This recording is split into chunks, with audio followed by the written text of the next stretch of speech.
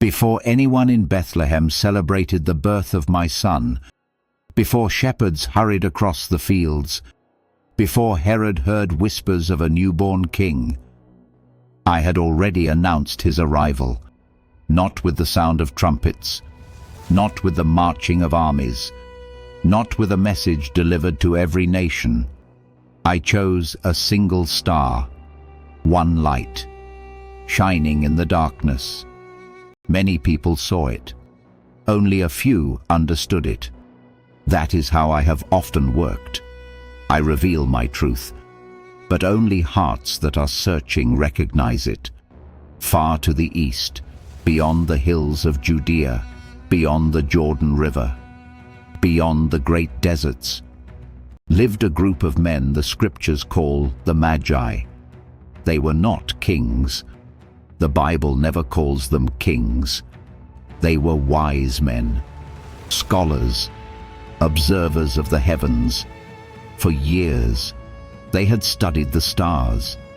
They watched the sky more closely than most people watch the ground beneath their feet. They knew when planets would rise. They knew when constellations would appear. They understood patterns that others never noticed. Night after night, year after year, the heavens seemed familiar.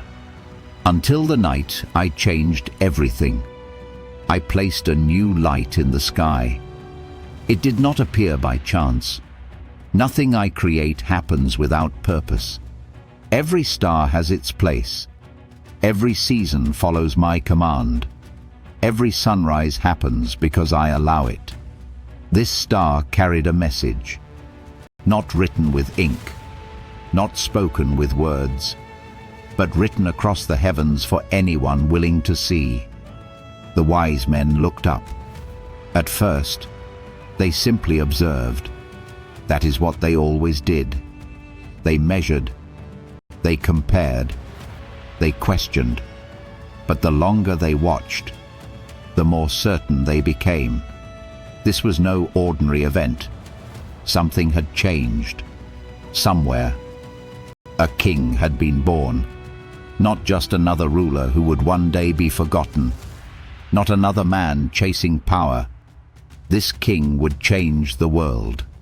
Long before that night, I had spoken through my prophets. Centuries earlier, I had given promises to my people. I told them a savior would come, a king unlike any other, a shepherd for my people, the Prince of Peace, the light of the world. Nothing I promised would fail. Every prophecy was moving toward this moment. Every generation had carried the promise forward. Now, the time had come. The wise men gathered together. They spoke about what they had seen. They searched ancient writings. They remembered prophecies passed down through generations. Questions filled the room. Could this be the promised king? Could this be the one the world had waited for? They did not know every answer, but they knew enough to act. Faith does not begin when every question is answered. Faith begins when you trust me with what you already know. They made a decision. They would leave everything behind. Think about what that meant. They had homes, families, responsibilities, comfort, safety. They could have remained where they were. They could have admired the star from a distance. They could have said, perhaps someone else will go, but they did not. Because truth demands a response. When I place a calling before you, standing still is also a decision. The wise men chose to move. Preparations began immediately. Servants gathered supplies. Camels were loaded. Water skins were filled. Food was packed for a journey no one could measure. The road ahead was unknown.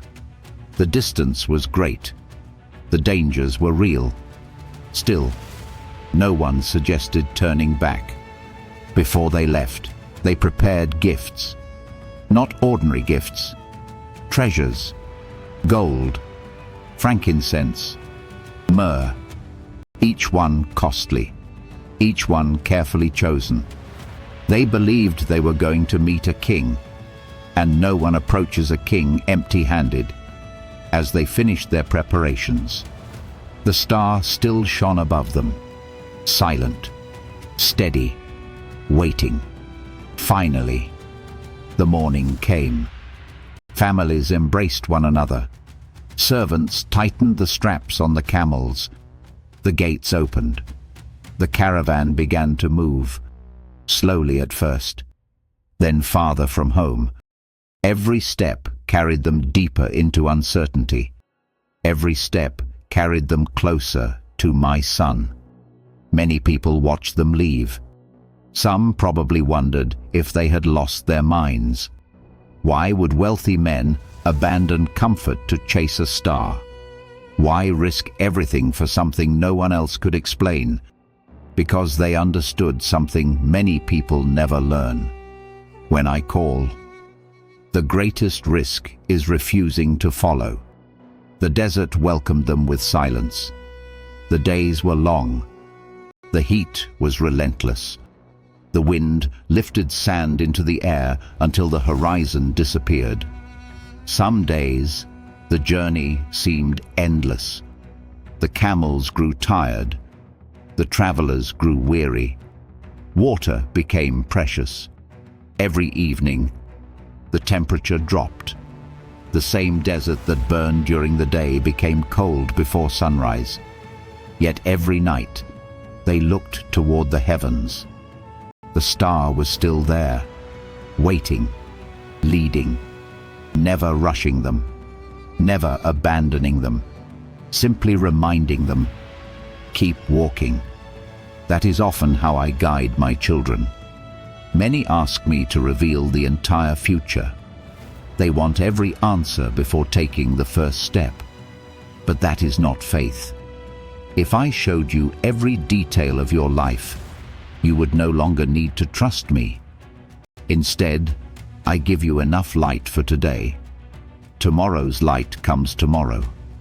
The wise men did not know where they would sleep weeks from now.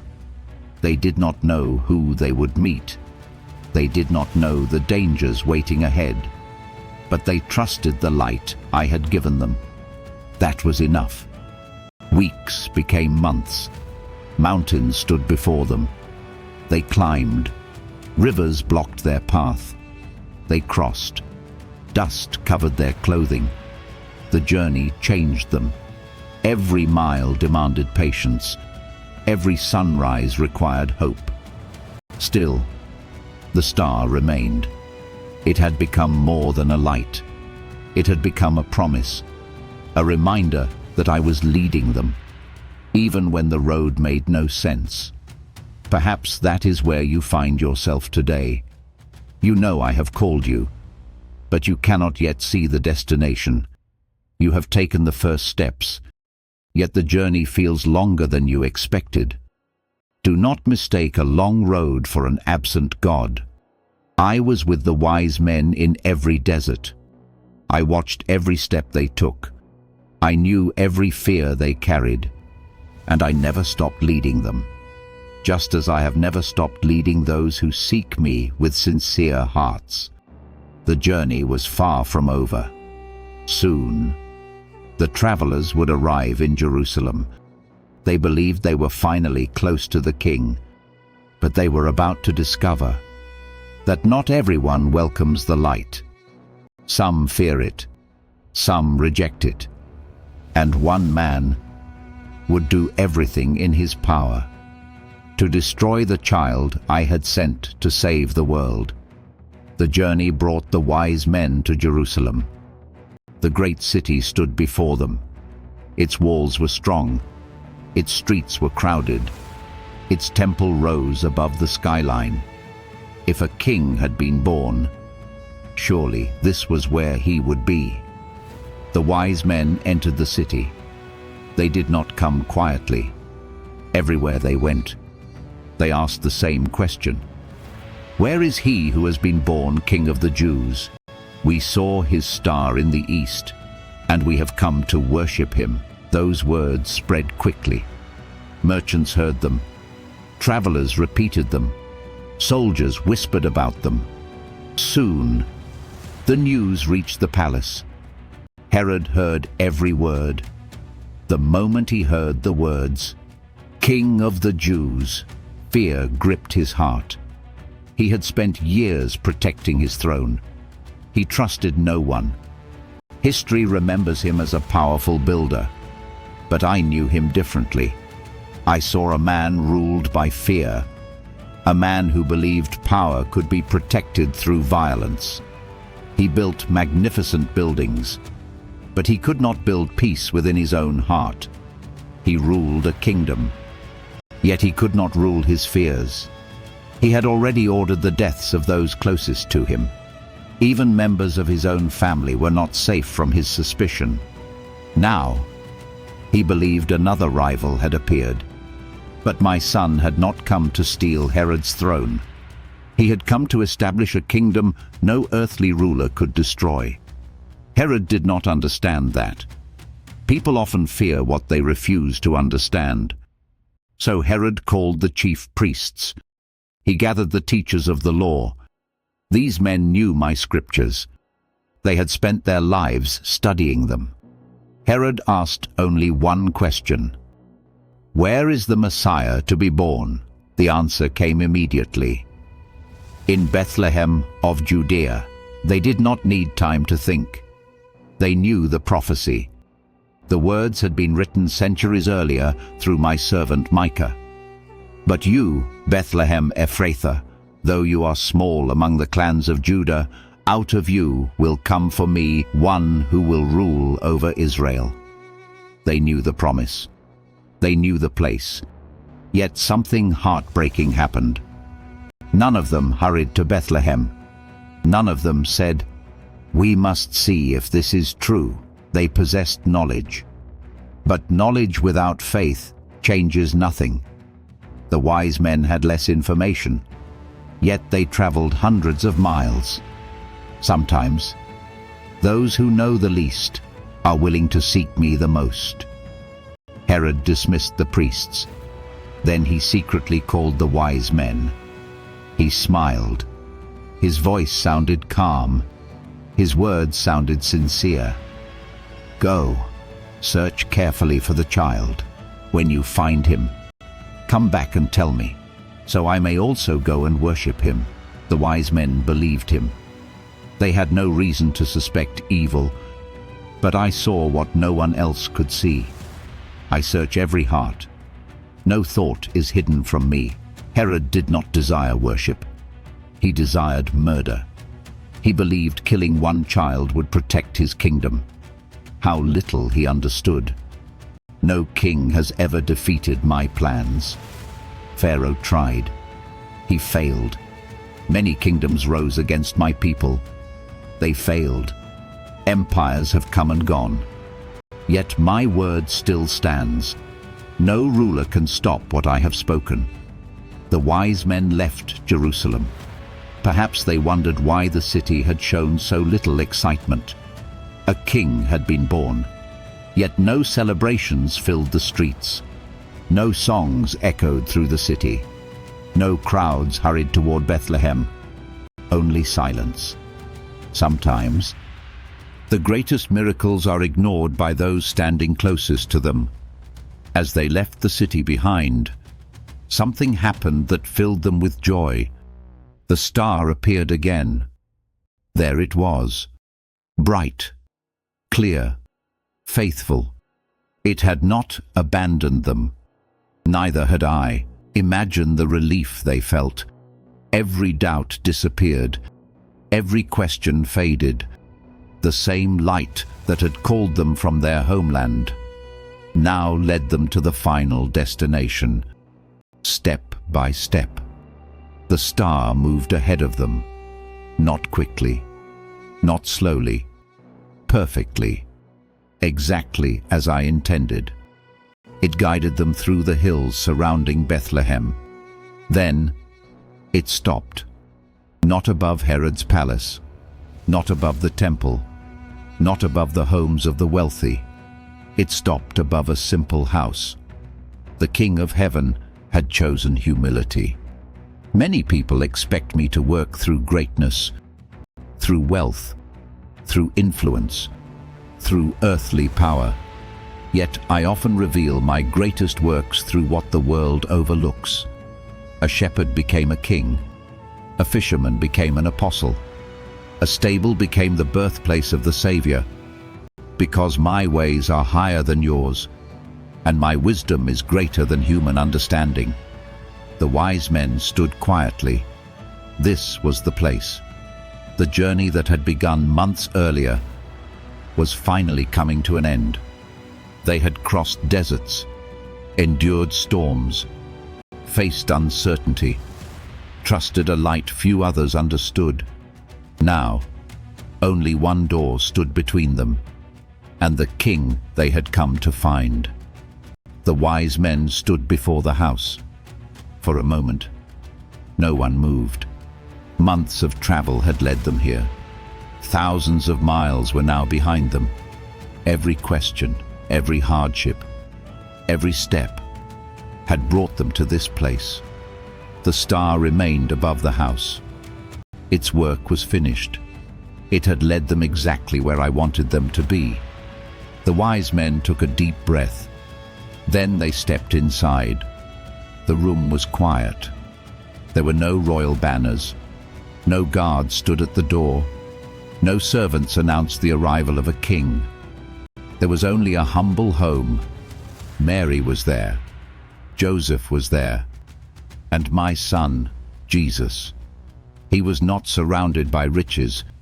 He did not wear a golden crown. He did not sit upon a throne. To the world, he looked like an ordinary child. But I knew who he was. The angels knew who he was. And the wise men knew it too. The moment they saw him, they did not hesitate. They fell to their knees. No one asked them to bow. No one commanded them. Their hearts recognized what their eyes could barely understand. This child was the king they had crossed deserts to find.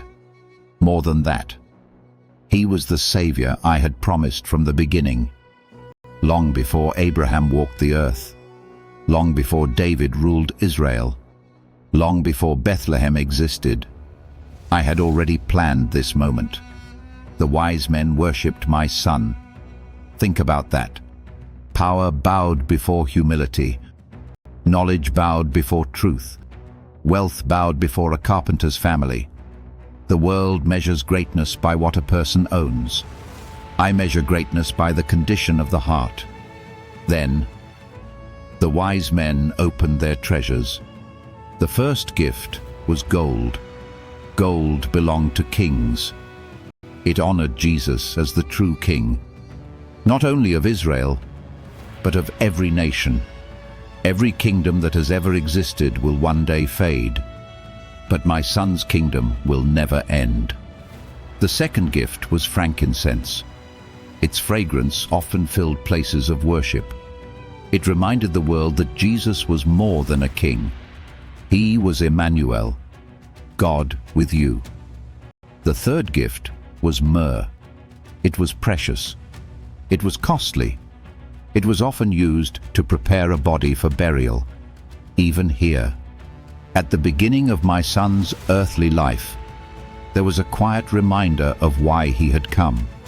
He did not come simply to teach. He did not come only to heal. He came to give his life. Every gift pointed toward his mission. King, God, Savior. The wise men remained there for a time. We do not know how long. The scriptures do not tell us. But I know their hearts were full. They had found what they were searching for. Not because they were the smartest men, not because they were the richest, but because they were willing to follow the light I had given them. That night, as they slept, I spoke to them in a dream. Do not return to Herod. The warning was simple. The danger was real. Herod was waiting. He believed the wise men would return. He believed they would lead him to my son. But my plans cannot be undone by human evil. Morning came. The wise men woke. Without delay, they prepared to leave. But they did not return to Jerusalem. They chose another road, a different path, the one I had shown them.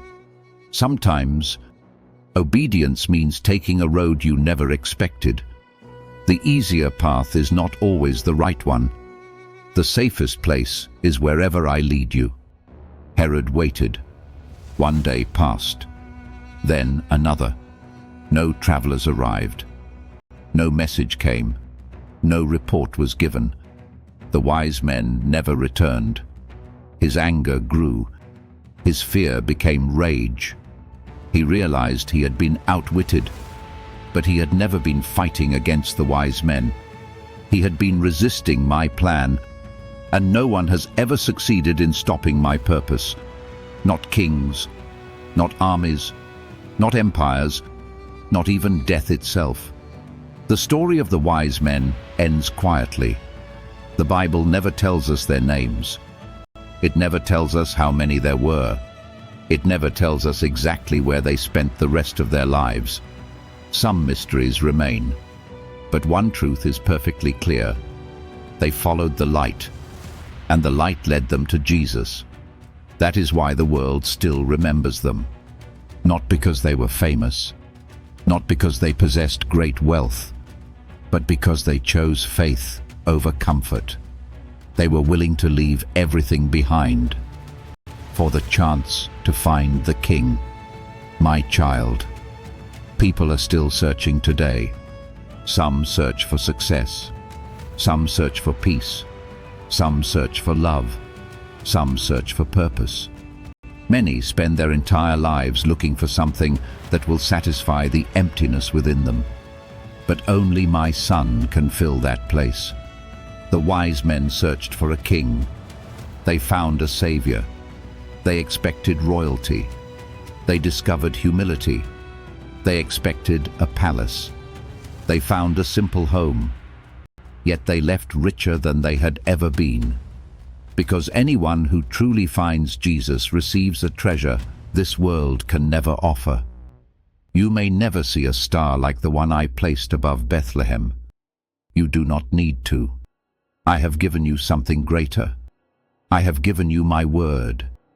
It still points to my Son. I have given you my Spirit. He still leads those who seek me. I have given you my promises. They have never failed. Perhaps your journey feels long. Perhaps you wonder if I still see you. Remember the wise men. There were days when all they could see was another stretch of desert, another mountain, another difficult road. Yet every step was bringing them closer to Jesus. Your journey may feel the same. Keep walking. Keep trusting. Keep following the light I have placed before you. Do not turn back because the road is difficult. Do not lose hope because the answer seems delayed. I have never abandoned those who seek me with sincere hearts. Just as I guided the wise men to Bethlehem, I will guide you to my Son. And when you finally stand before him, you will understand what they understood. Every sacrifice was worth it. Every mile mattered. Every step had a purpose. Because there is no greater joy than finding Jesus. He is the King who came for every nation, the Savior who came for every sinner, the light that no darkness can overcome. And the promise I made to the world was fulfilled in him. Follow him, trust him, worship him. For every road that truly follows my leading will always end at my Son.